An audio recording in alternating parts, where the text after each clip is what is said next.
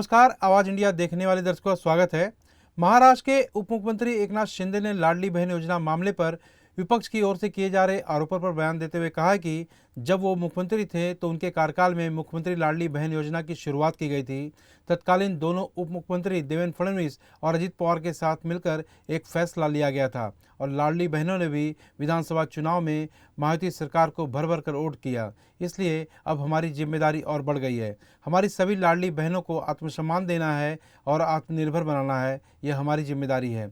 इसलिए सरकार ने महिलाओं के लिए कई योजनाओं की शुरुआत की है ताकि वे खुद के पैरों पर खड़े रह सकें। MIDC की ओर से भी स्वयं रोजगार योजना के लिए भी 35% का अनुदान दिया जाता है।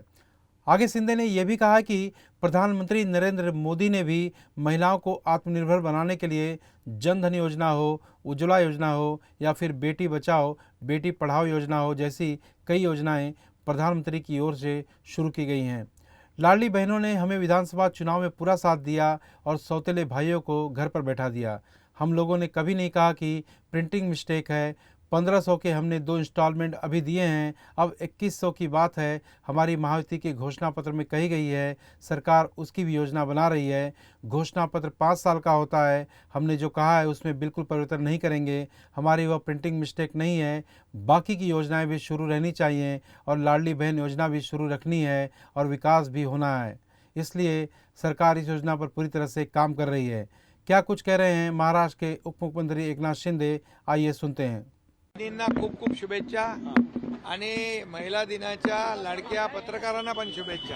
यात पण महिला आहेत ना लाडक्या बहिणी, लाडक्या सर्व पत्रकार लाडक्या बहिणींना पण शुभेच्छा आणि तुम्हाला पण शुभेच्छा।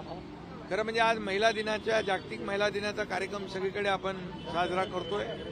काल देखील या विषयावर विधानसभा आणि विधान परिषदेमध्ये दोन्हीकडे या महिला दिनाच्या पूर्वसंध्येला अतिशय चांगली चर्चा झाली आणि राज्य सरकार देखील आमच्या लाडक्या बहिणींच्या पाठीशी उभा आहे।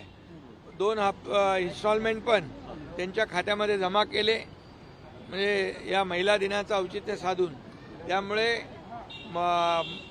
राज्य सरकार हे सर्वसामान्यांचं सरकार म्हणून काम करत आहे। त्यामध्ये आमच्या लाडक्या बहिणींना खूप प्राधान्य आम्ही दिले। मुख्यमंत्री लाडकी बहीण योजना आम्ही केली, लेक लाडकी लखपती योजना केली। त्याचबरोबर महिलांना बचत गटाच्या माध्यमातून 15,000 ते 30,000 रिव्हॉल्विंग फंड आपण दिला। ST मध्ये 50% बसमध्ये सवलत आपण दिली। त्याचबरोबर अनेक योजना ज्या आहेत, मुलींना उच्च शिक्षणामध्ये 100% फीमध्ये आपण सवलत दिली। आदरणीय प्रधानमंत्री महोदयांनी देखील महिलांसाठी बेटी बचाओ बेटी पढ़ाओ बेटी पढ़ाओ अशा प्रकारच्या योजना सुरू केल्या, जनधन योजना सुरू केल्या, उज्ज्वला योजना सुरू केल्या।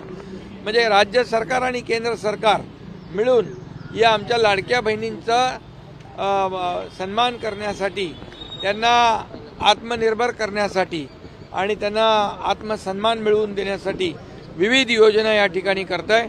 आणि म्हणून कालच्या बैठकीमध्ये, कालच्या चर्चेमध्ये विधानसभा आणि विधान परिषदेमध्ये लाडकी बहीण योजनेबरोबर सुरक्षित लाडकी बहीण देखील असली पाहिजे आणि त्यासाठी देखील सरकारच्या माध्यमातून एक सुरक्षा ॲप देखील करण्याचा एक निर्णय झाला आहे।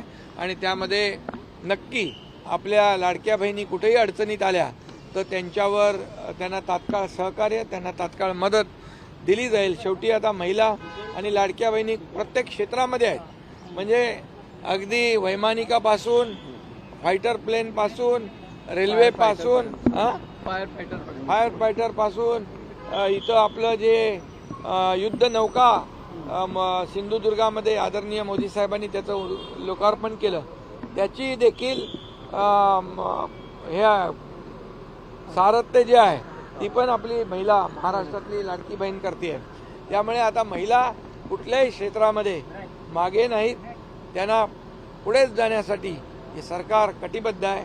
सरकार त्यांच्या पाठीशी उभा आहे आणि म्हणून पुन्हा एकदा महिला दिनाच्या जागतिक मी मनापासून